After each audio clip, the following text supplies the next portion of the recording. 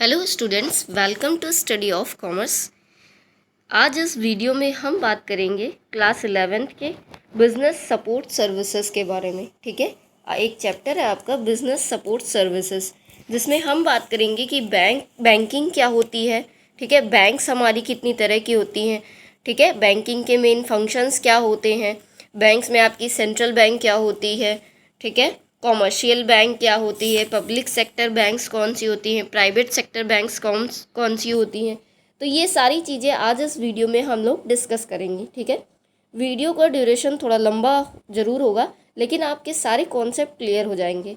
तो पूरा वीडियो ज़रूर देखिएगा, तभी आपको ज़्यादा अच्छे से समझ में आएगा। ठीक है, अगर आपको बैंकिंग बिजनेस सपोर्ट सर्विसेज का पूरा चैप्टर अच्छे से क्लियर करना है, बैंक के बारे में अच्छे से नॉलेज लेना है, तो आप ये वीडियो इन तक ज़रूर देखिएगा। ठीक है, तो चलिए आज का वीडियो शुरू करते हैं। सबसे पहले हम बात करते हैं कि हमारा बिजनेस सपोर्ट सर्विसेज क्या होता है। ठीक है, जिसको हम शॉर्ट में BSS भी बोल सकते हैं। तो इसके नाम से ही क्लियर है, जो कि बिजनेस को आपके सपोर्ट करती हैं, ऐसी सर्विसेज जो आपके बिजनेस को ग्रो करती हैं, आपके बिजनेस को सपोर्ट करती हैं, वही क्या कहलाती हैं, बिजनेस सपोर्ट सर्विसेज कहलाती हैं। ठीक है, सबसे पहले हम लोग किसी भी टर्म का नाम समझने की कोशिश करेंगे कि ये टर्म, इसके नाम से क्या इसका मीनिंग निकलता है। ठीक है, तो आपका कॉन्सेप्ट हमेशा ज़्यादा क्लियर होगा। तो चलिए अब इसकी डिफिनीशन देख लेते हैं हम लोग। Business support services refers to those business activities that act as auxiliaries to trade and facilitate smooth flow of goods from producer to consumer। तो ऐसी सर्विसेज या ऐसी बिजनेस एक्टिविटीज़ जो आपके ट्रेड को ऑक्सिलरी करें, ठीक है, फैसिलिटेट करें आपको एक स्मूथ फ्लो ऑफ गुड्स, यहाँ किसके से, प्रोड्यूसर से कस्टमर तक। ठीक है, जो प्रोड्यूस कर रहा है उससे लेकर के जो कंज्यूमर तक प्रोसेस हो रहा है पहुँचने तक का, वो सब कुछ आपका स्मूथली हो। तो ये सारी चीज़ें बिजनेस सपोर्ट सर्विसेज के थ्रू हो पाती हैं। ठीक है, इसके नाम से भी हमने समझा कि ये ऐसी सर्विसेज या एक्टिविटीज़ होती हैं जो हमारे बिजनेस को सपोर्ट करती हैं, उसको और ग्रो करने में हमारी मदद करती हैं। ठीक है, आगे देखते हैं। Consumer and the functioning of business as such, these include. अब इसमें क्या क्या आता है, बिजनेस सपोर्ट सर्विसेज में आपका बैंकिंग आता है, इंश्योरेंस आता है, ट्रांसपोर्टेशन आता है, वेयर हाउसिंग आता है, और आपका कम्युनिकेशन आता है। ठीक है, बैंकिंग से क्या होता है बिजनेस में, बैंकिंग से हमें फाइनेंस की ज़रूरत होती है तो हम बैंक के पास जाते हैं। ठीक है, तो बैंकिंग से हमें फाइनेंशियल सपोर्ट मिलता है। इंश्योरेंस से क्या होता है, इंश्योरेंस से हमारा बिजनेस, सीधी सी बात है, हम कोई बिजनेस कर रहे हैं तो उसमें रिस्क होता है। ठीक है, तो वो रिस्क जो है इंश्योरेंस हमारा बियर कर लेता है। ठीक है, ट्रांसपोर्टेशन से आप एक चीज़ एक जगह से दूसरी जगह पे ट्रांसफ़र करते हो। ठीक है, तो ट्रांसपोर्टेशन का भी अपना एक अलग रोल है बिजनेस में। नेक्स्ट है आपका वेयर हाउसिंग। वेयर हाउसिंग से मतलब इतना सा है कि हमारा जो गुड्स है या जो प्रोडक्ट है उसको हम कहाँ पर स्टोर करके रख रहे हैं। ठीक है, मेनली हमारा गोडाउन कहाँ पर है स्टॉक का, तो वही क्या कहलाएगा, वेयर हाउसिंग कहलाएगा। और कम्युनिकेशन तो आप समझ ही रहे हैं कि बिजनेस करने के लिए कम्युनिकेशन कितना इंपॉर्टेंट होता है, क्योंकि कम्युनिकेशन का मतलब होता है exchange of ideas, information and thoughts. ठीक है, तो कम्युनिकेशन की ही मदद से हम अपने बिजनेस में एक दूसरे को गाइड कर पाते हैं, आइडिया दे पाते हैं, अपने थॉट्स को शेयर कर पाते हैं। ठीक है, तो हमारे बिजनेस सपोर्ट सर्विसेज में ये 5 चीज़ें होती हैं। एक आपका बैंकिंग, दूसरा इंश्योरेंस, तीसरा ट्रांसपोर्टेशन, चौथा आपका वेयर हाउसिंग, और पाँचवा कम्युनिकेशन। तो चलिए अब हम आगे चलते हैं। हम एक एक को, ये एक एक समझ लीजिए एज अ चैप्टर है। ठीक है, ये एक एक जो पार्ट है, आपके 5 पार्ट्स हैं, ये एक एक चैप्टर है। इनके बारे में हमें डीप नॉलेज धीरे धीरे मिलेगा। ठीक है, तो चलिए हम सबसे पहले चलते हैं बैंकिंग में। तो मैंने बताया ही आपको, it helps in providing finance and payment facilities. तो बैंकिंग की मदद से हमें फाइनेंस में हेल्प मिलती है, ये हमें फाइनेंस प्रोवाइड करती है बैंक, और पेमेंट करने में हमें इसकी हेल्प मिलती है, हम लोन वगैरह भी ले सकते हैं। ठीक है, नेक्स्ट हमारा इंश्योरेंस। इंश्योरेंस क्या करता है, हमारे बिजनेस का जो रिस्क है वो कवर करता है। ठीक है, नेक्स्ट आपका ट्रांसपोर्टेशन। ट्रांसपोर्टेशन फैसिलिटेट करता है फिजिकल मूवमेंट गुड्स का from one place to another, एक प्लेस से दूसरे प्लेस पर जो फिजिकल मूवमेंट कर रहे हैं हम गुड्स का, वो फैसिलिटी हमें ट्रांसपोर्ट के थ्रू ही प्रोवाइड की जाती है। नेक्स्ट है आपका वेयर हाउसिंग।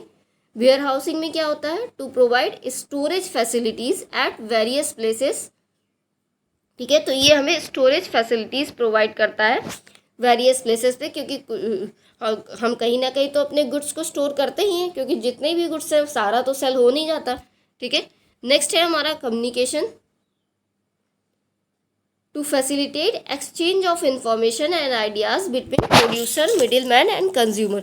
तो जो आइडियाज़ या हम इंफॉर्मेशन या थॉट्स अपने एक्सचेंज करते हैं एक दूसरे को, वो कम्युनिकेशन की हेल्प से ही करते हैं।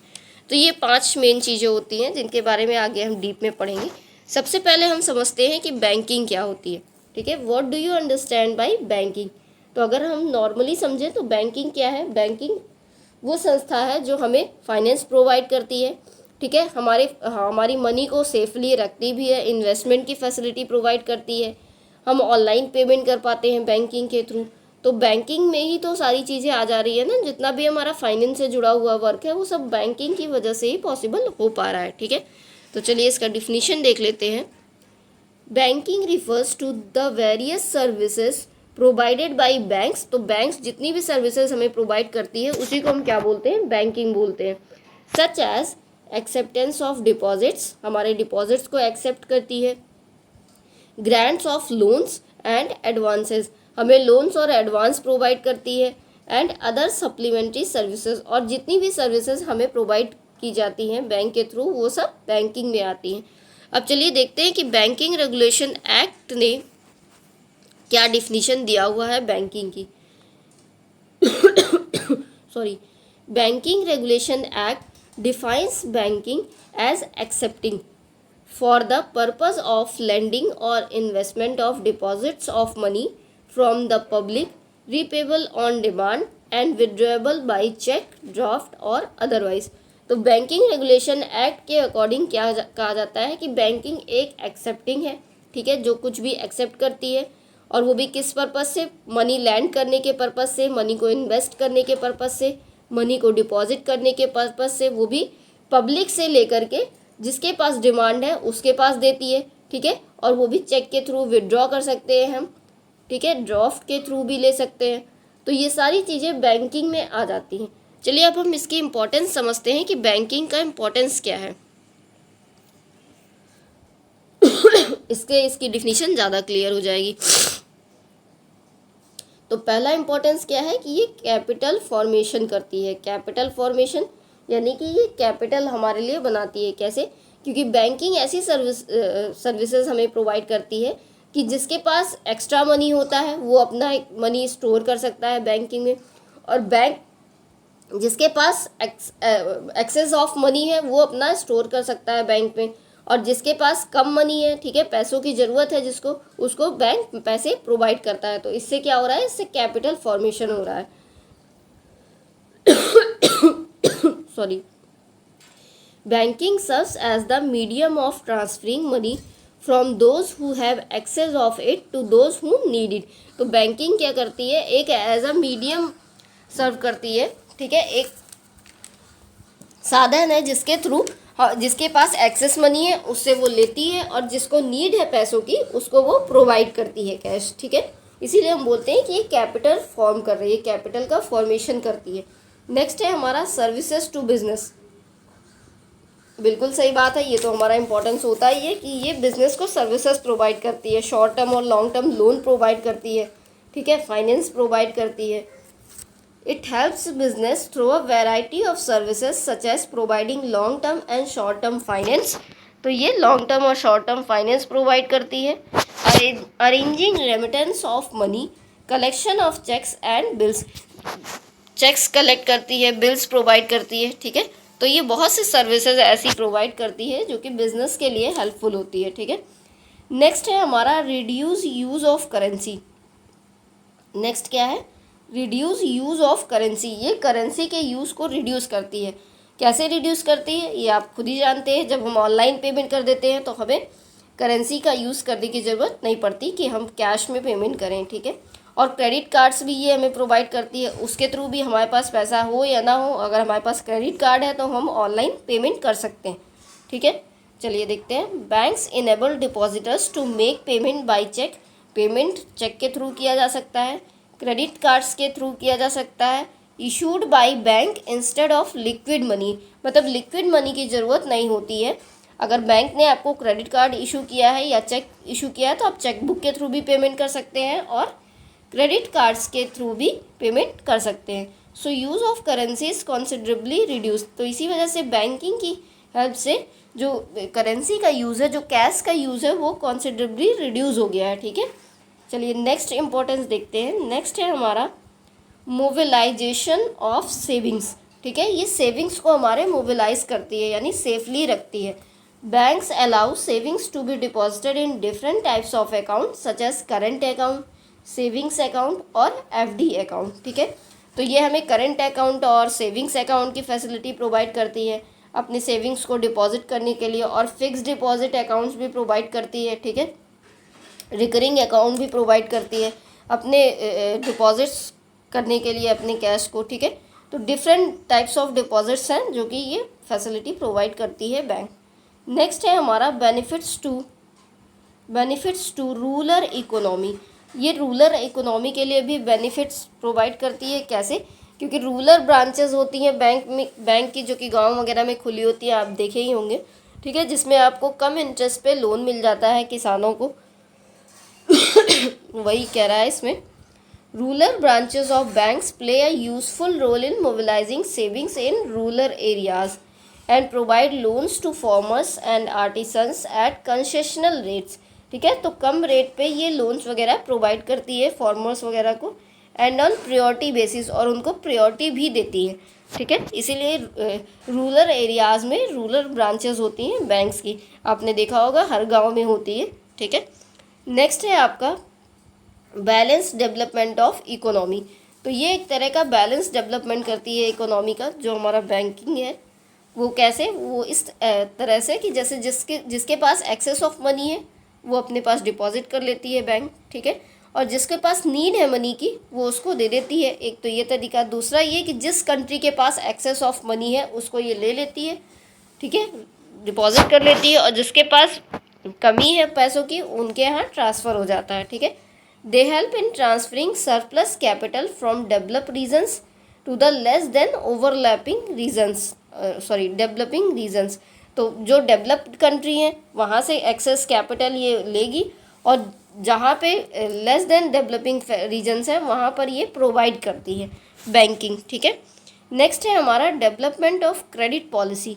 ये क्रेडिट पॉलिसी का भी डेवलपमेंट करती है। Credit policy is a pre requisite for economic development. ये माना जाता है कि क्रेडिट पॉलिसी एक प्री रिक्विजिट है इकोनॉमिक डेवलपमेंट का, यानी कि एक आधार है इकोनॉमिक डेवलपमेंट का। ठीक है, next, the central bank of a country develops a proper monetary policy bye determining the bank rate and regulate the money supply in the larger interest of the economy. ठीक है, तो central bank क्या करती है? वो develop करती है proper monetary policy, bank rate determine करके और मनी सप्लाई करके इकोनॉमी में। ठीक है, नेक्स्ट चलिए अब हमारा जो मेन टॉपिक है आज का कि बैंक्स कितने टाइप्स के होते हैं हम ये पढ़ेंगे। ठीक है, टाइप्स ऑफ बैंक्स की बात करते हैं। तो हमारे 5 मेन टाइप्स ऑफ बैंक्स होते हैं। एक आपकी कॉमर्शियल बैंक होती है, दूसरी आपकी कोऑपरेटिव बैंक्स होती हैं, तीसरी आपकी डेवलपमेंट बैंक्स होती हैं, चौथी आपकी स्पेशलाइज्ड बैंक होती हैं, और पांचवी आपकी सेंट्रल बैंक होती हैं। ठीक है, तो ये हमारी 5 मेन तरह की बैंक्स होती हैं। एक आपकी commercial bank, cooperative bank, development bank, specialised bank और सेंट्रल बैंक। ठीक है, चलिए अब हम एक एक के बारे में समझते हैं। सबसे पहले हम बात करते हैं कॉमर्शियल बैंक की, कि कॉमर्शियल बैंक्स कौन सी बैंक्स होती हैं। ठीक है, तो सिंपल वर्ड्स में अगर हम समझें तो कॉमर्शियल बैंक्स ऐसी बैंक्स होती हैं जो मनी डिपॉजिट करती हैं और मनी विड्रॉ करती हैं पब्लिक को। ठीक है, शॉर्ट टर्म लोन्स और एडवांसेस प्रोवाइड करती है, वही क्या कहलाती हैं? कॉमर्शियल बैंक कहलाती हैं। चलिए अब हम डिफिनीशन देख लेते हैं। Commercial banks are banking institutions that accept deposits from the public and grant short term loans and advances to their customers. यानी कि ऐसी बैंकिंग इंस्टीट्यूशंस जो डिपॉजिट्स एक्सेप्ट करती हैं पब्लिक से और उन्हें शॉर्ट टर्म लोन्स और एडवांसेस प्रोवाइड करती हैं कस्टमर्स को, वही क्या कहलाती हैं, कॉमर्शियल बैंक्स कहलाती हैं।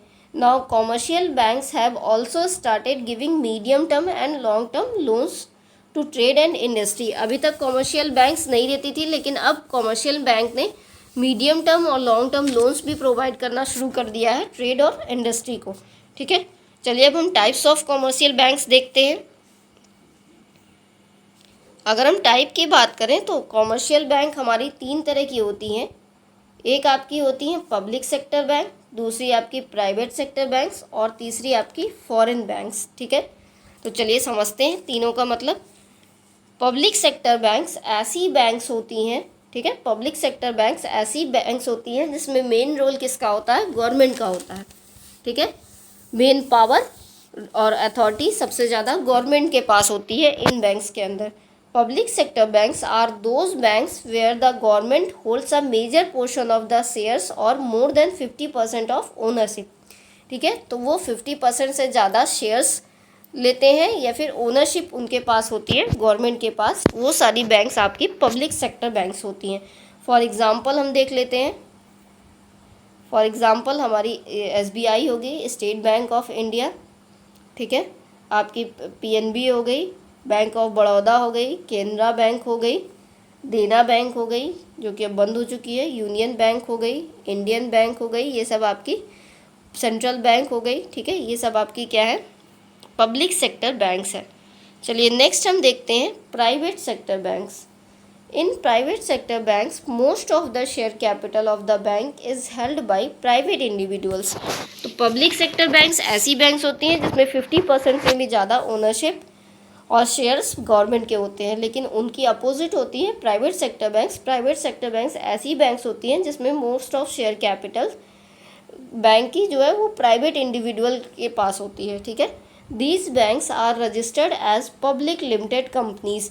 तो इनको हम as a public limited companies registered कर सकते हैं। ठीक है, चलिए अब इनका एग्जाम्पल देख लेते हैं। इनका एग्जाम्पल क्या है, फॉर एग्जाम्पल ICICI बैंक, ठीक है, Kotak bank, HDFC bank, Jammu and Kashmir bank. तो ये सारी आपकी जो है पब्लिक सेक्टर बैंक्स है, ये सब जो है पब्लिक सेक्टर बैंक्स के एग्जाम्पल्स हैं।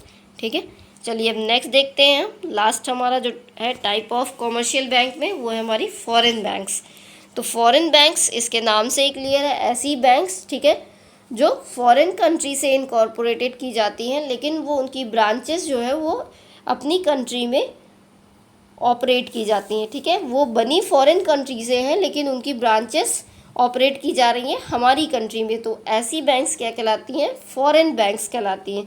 फॉर एग्जांपल देख लेते हैं, Hong Kong and Shanghai bank corporation, जिसको हम शॉर्ट में HSBC कहते हैं, अमेरिकन एक्सप्रेस बैंक, ठीक है,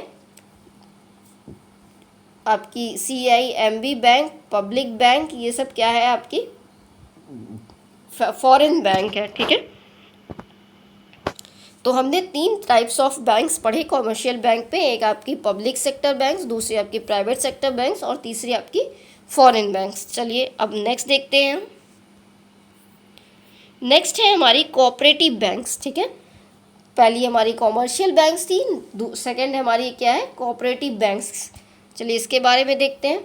When a cooperative society engages itself in banking business, it is called a cooperative bank.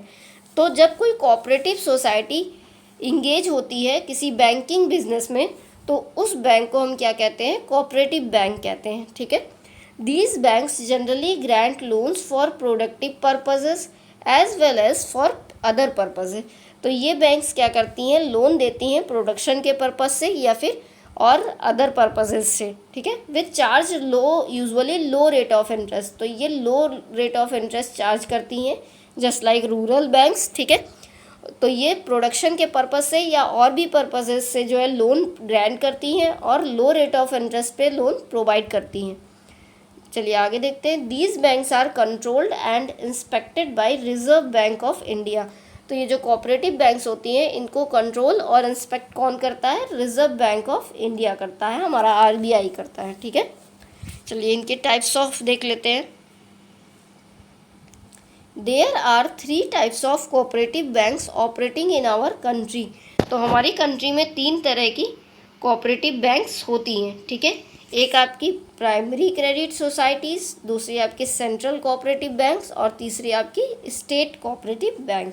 ठीक है, तो स्टेट कोऑपरेटिव बैंक जो स्टेट लेवल की होती है, सेंट्रल जो कोऑपरेटिव बैंक्स सेंट्रल लेवल की कोऑपरेटिव बैंक्स होती हैं, और प्राइमरी क्रेडिट सोसाइटीज़ ऐसी होती हैं जिनका क्रेडिट देना सोसाइटी में मेन रोल होता है। ठीक है, चलिए नेक्स्ट बैंक हम देखते हैं। थर्ड हमारी क्या है, development banks.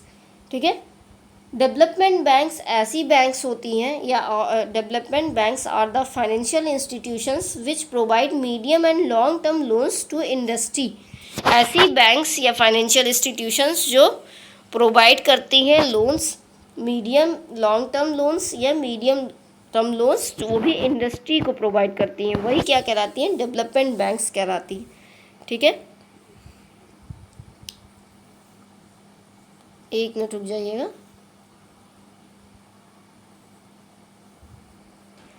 Development banks assist the promotion, expansion and modernization of industries। ये क्या करती हैं, प्रमोशन, एक्सपेंशन और मॉडर्नाइजेशन करती हैं इंडस्ट्रीज़ का। ठीक है, they also provide technical services and assistance if needed. ये टेक्निकल सर्विसेज भी प्रोवाइड करती हैं और असिस्टेंट भी प्रोवाइड करती हैं अगर कोई ज़रूरत हो जिसको तो। ठीक है, industrial finance corporation of India IFCI इसका एग्जाम्पल है, और दूसरा आपका स्टेट फाइनेंशियल कॉरपोरेशंस। तो ये दोनों आपके डेवलपमेंट बैंक्स, इंडिया के डेवलपमेंट बैंक्स के एग्जाम्पल हैं। ठीक है, IFCI यानी कि industrial finance corporation of India, और SFC का मतलब हो गया state financial corporations of India. ठीक है, चलिए नेक्स्ट बैंक देखते हैं। नेक्स्ट है हमारी स्पेशलाइज्ड बैंक। ठीक है, इसके नाम से ही क्लियर है, ऐसी बैंक जो किसी स्पेशल रीज़न से बनाई गई हो। ठीक है, तो banks which are involve in serving a specific type of economic activity. ऐसी बैंक जो एक special type of economic activity provide करने के लिए बनाई गई हो, उसी को क्या बोलते हैं, स्पेशलाइज्ड बैंक बोलते हैं। सच एज इंडस्ट्रियल एक्टिविटी और एग्रीकल्चर और रियल इस्टेट इट्स। ठीक है, तो जो इंडस्ट्रियल एक्टिविटी को प्रोवाइड करती है, ठीक है, सर्व करती है, या एग्रीकल्चर इंडस्ट्री या रियल इस्टेट या फिर और भी किसी स्पेशल रीज़न से इनको बनाया गया है, तो इन्हीं को क्या बोलते हैं, हम स्पेशलाइज्ड बैंक बोलते हैं। एग्जाम्पल देख लेते हैं। एग्जाम्पल है इसका एग्जिम बैंक। ठीक है, export import bank of India. दूसरी है आपकी सिडबी यानी कि small industrial development bank of India. ठीक है, तो स्मॉल इंडस्ट्रीज़ के लिए इसको स्पेशली बनाया गया है। नेक्स्ट है आपकी national bank for agriculture and rural development. इसका फुल फॉर्म भी पूछा जाता है कई बार क्वेश्चन में, नाबार्ड। ठीक है, तो नाबार्ड का फुल फॉर्म क्या है, national bank for agriculture and rural development. तो ये एग्रीकल्चर और रूरल डेवलपमेंट के लिए स्पेशली इसको बनाया गया है। ठीक है, इसीलिए ये स्पेशलाइज्ड बैंक है। चलिए नेक्स्ट हम देख लेते हैं। फिफ्थ हमारी क्या है, सेंट्रल बैंक। ठीक है, central bank.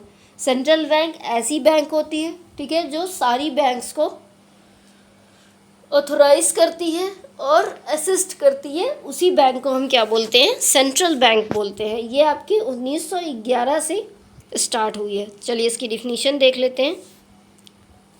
In every country, a bank which is entrusted with the responsibility of guiding and regulating the banking system is known as central bank। यानी कि हर कंट्री में ज़रूरी होता है कि एक ऐसी बैंक का होना जो सारी बैंकिंग सिस्टम को गाइड करे और रेगुलेट करे। तो हमारी कंट्री में ऐसी बैंक जो सारी बैंकिंग सिस्टम को रेगुलेट करे और गाइड करे, वो कौन सी बैंक है, वो है सेंट्रल बैंक।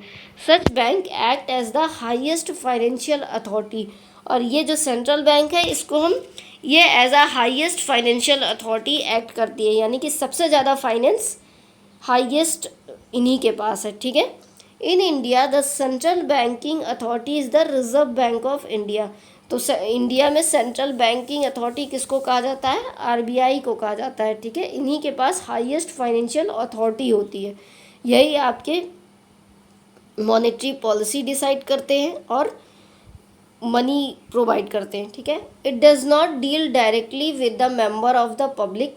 तो ये डायरेक्टली पब्लिक से नहीं डील करती। It acts as bankers bank.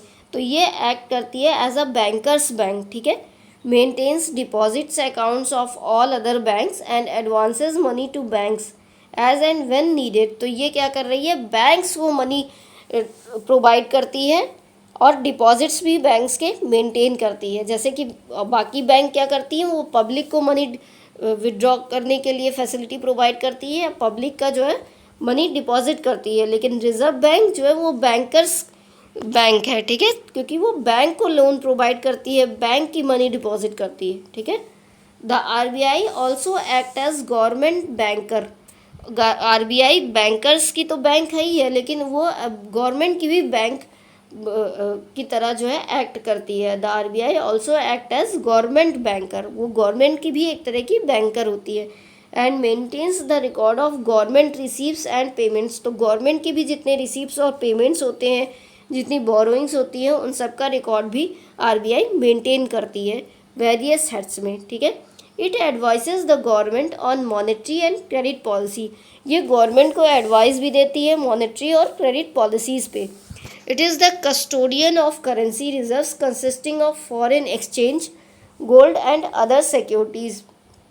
तो ये कहा जाता है कि ये हर तरह के हर तरह की करेंसीज़ का ठीक है एक रिज़र्व होती है, जो कि फॉरेन एक्सचेंज और गोल्ड और अदर मनी वगैरह का सबका वो रिकॉर्ड रखती है। It also issues currency notes and regulation of money supply. ये मनी सप्लाई को रेगुलेट करती है और करेंसी नोट भी इशू करती है, तभी तो ये हाईएस्ट फाइनेंशियल अथॉरिटी मानी जाती है, ठीक है। चलिए अब हम कुछ मेन फंक्शंस देख लेते हैं कॉमर्शियल बैंक के, ठीक है। तो कॉमर्शियल बैंक के प्राइमरी फंक्शंस हैं और सेकेंडरी फंक्शंस हैं। दो तरह के फंक्शंस होते हैं। प्राइमरी फंक्शंस में आपके एक आपका एक्सेप्टिंग डिपॉजिट्स होता है फंक्शन, और दूसरा लेंडिंग मनी। एक्सेप्टिंग डिपॉजिट्स यानी ये पब्लिक से डिपॉजिट्स एक्सेप्ट करती है, ठीक है, और मनी लैंड करती है। सेकेंडरी फंक्शन क्या है, कुछ एजेंसी सर्विसेज ये प्रोवाइड करती है, कुछ जनरल यूटिलिटी सर्विसेज प्रोवाइड करती है। चलिए देख लेते हैं। Accepting deposits, the most important activity of commercial bank is to accept deposit from the public. तो सबसे इम्पॉर्टेंट फंक्शन क्या है कॉमर्शियल बैंक का, कि वो पब्लिक से डिपॉजिट्स एक्सेप्ट करती है। And banks provide different types of deposits accounts. तो ये different types of deposits account provide करती है commercial banks, like fix deposit account, recurring deposit account, current account, saving account, ठीक है। तो कई तरह के डिपॉजिट्स अकाउंट प्रोवाइड करती है। नेक्स्ट फंक्शन देखते हैं। नेक्स्ट है हमारा lending money. Lend money to public as well as to business houses. तो ये बिजनेस को भी मनी लैंड करती है और पब्लिक को भी मनी जो है वो प्रोवाइड करती है। It takes the form of loans and advances to the customers of prescribed rates, ठीक है। तो ये जो है लोन्स और एडवांसेस प्रोवाइड भी करती है और लेती भी है, ठीक है, वो भी एक प्रिस्क्राइब्ड रेट ऑफ इंटरेस्ट पे।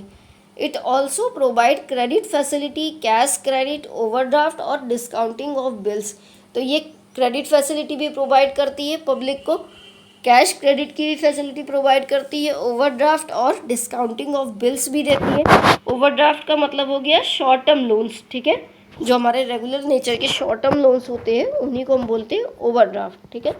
चलिए नेक्स्ट हम सेकेंडरी फंक्शन देखते हैं, जिसमें पहला है हमारा एजेंसी सर्विसेज।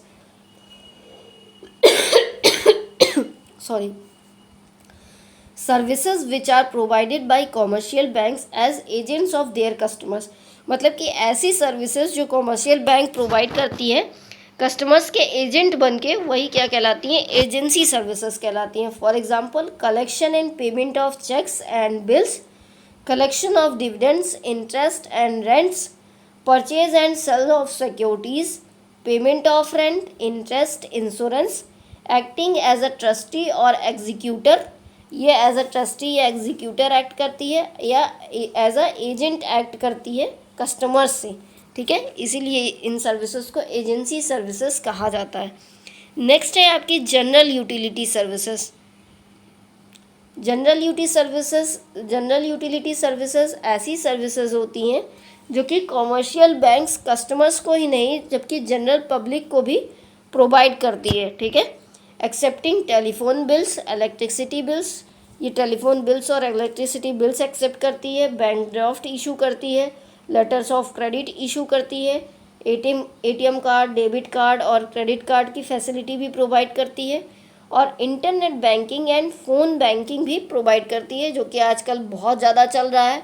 ठीक है, अब तो एकदम ऑनलाइन का ही ज़माना आ गया है। ठीक है, देख रहे हैं 90% लोग जो है ऑनलाइन ही पेमेंट कर रहे हैं, कोई ऑफलाइन नहीं करना चाहता। ठीक है, सब जो है ऑनलाइन पेमेंट करना चाहते हैं, कैश कम से कम यूज़ करते हैं लोग।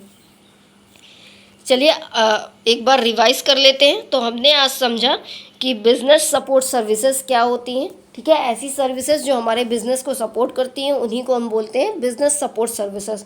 उसके बाद हमने समझा कि बैंकिंग क्या होती है। तो बैंक्स जो भी फैसिलिटी हमें प्रोवाइड करता है, चाहे वो मनी डिपॉजिट की, मनी विड्रॉ की, इन्वेस्टमेंट की, ठीक है, वो सिक्योरिटीज़ प्रोवाइड करता है, तो वो सारी चीज़ें आपकी बैंकिंग फैसिलिटीज़ में आ जाती हैं। ठीक है, वो सब आपका बैंकिंग में ही आ जाता है। उसके बाद हमने पढ़ा, क्या पढ़ा, उसके बाद हमने पढ़ा 5 types of banks. 5 types of banks पढ़ा।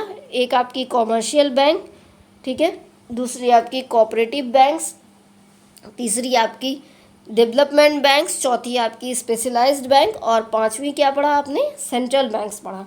जिसमें से कॉमर्शियल बैंक्स आपकी 3 तरह की होती हैं, एक आपकी पब्लिक सेक्टर बैंक्स, दूसरी आपकी प्राइवेट सेक्टर बैंक्स, और तीसरी आपकी फॉरेन बैंक्स। तो जिसमें पब्लिक सेक्टर बैंक्स ऐसी बैंक्स होती हैं जिसमें 50% से ज़्यादा ओनरशिप या शेयर्स गवर्नमेंट के पास होते हैं, वो सारी आपकी क्या कहलाती हैं, पब्लिक सेक्टर्स बैंक कहलाती हैं। फॉर एग्जांपल हो गया SBI bank, central bank, etcetera. ठीक है, और दूसरा हमने पढ़ा जो है private sector banks. Private sector banks ऐसी बैंक्स होती हैं जिसमें ज़्यादा से ज़्यादा ओनरशिप इंडिविजुअल पब्लिक की होती है। ठीक है, तो वो प्राइवेट सेक्टर बैंक्स कहलाती हैं।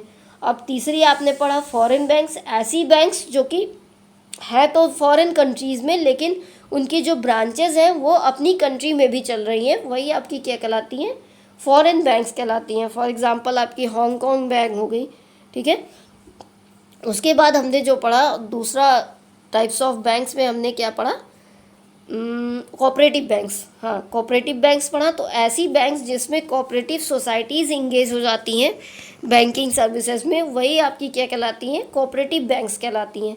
तीसरा हम लोगों ने पढ़ा जो है डेवलपमेंट बैंक। डेवलपमेंट बैंक्स जो है जो कि थोड़ा डेवलपमेंट प्रोवाइड करती हैं। ठीक है, नेक्स्ट है आपकी स्पेशलाइज्ड बैंक। तो ऐसी बैंक्स जो स्पेशल रीज़न से बनाई जाती हैं, स्पेशल एक्टिविटी के लिए सर्व की जाती हैं। ठीक है, एक स्पेशल तरीके की आपको फैसिलिटी प्रोवाइड करती हैं, वही क्या कहलाती हैं, स्पेशल बैंक्स कहलाती हैं। ठीक है, जैसे कि आपकी नाबार्ड हो गई। तो आई होप आपको सारे डाउट्स क्लियर हो गए होंगे। अगर आपको कोई भी डाउट हो तो आप कमेंट करके पूछ सकते हैं। वीडियो अगर पसंद आया हो तो लाइक ज़रूर करिएगा और ज़्यादा से ज़्यादा शेयर करिएगा ताकि और भी स्टूडेंट्स को बेनिफिट मिले।